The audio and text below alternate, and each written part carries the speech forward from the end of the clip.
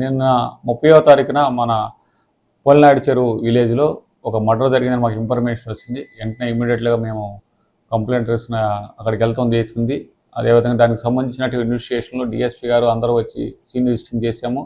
అదేగా scientific evidence ప్రకారంగా RFSL టీమ్ని, అదేవిధంగా మా యొక్క ఫింగర్ ప్రింట్ టీమ్ని, అదేవిధంగా డాగ్ స్క్వాడ్ని కూడా పిలిపించడం జరిగిన తర్వాత అక్కడ చనిపోయినటువంటి పఠాన్ నాగూరుగా మనం గుర్తించడం జరిగింది. వారి యొక్క బ్రదర్ అయినటువంటి రిపోర్ట్ ఇవ్వడం జరిగింది. దాని మీద రిపోర్ట్ మీద కేసు రిజిస్టర్ చేసాము. 116/2023 మర్డర్ కేసుగా రిపోర్ట్ చేయడం జరిగింది.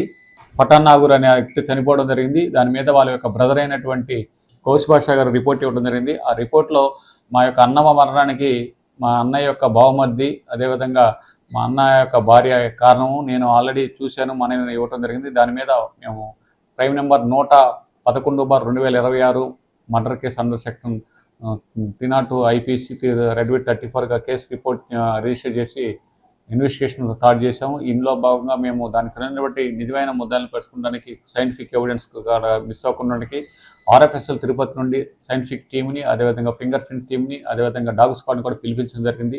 అన్నింటినీ మనం తీసుకుని ముద్దాయి ఐడెంటిఫై చేస్తాము. నిన్న సాయంత్రం 5 గంటలకు ఈ ముద్దాయిలు మాకు టార్చర్ జరిగింది. వారిని కస్టడీలోకి తీసుకుని వారి దగ్గర ఉన్న బైక్ని రికవర్ చేసుకున్నాం. ఆ బైక్ నేరం చేసిన విధానము అన్నీ చెప్పారు.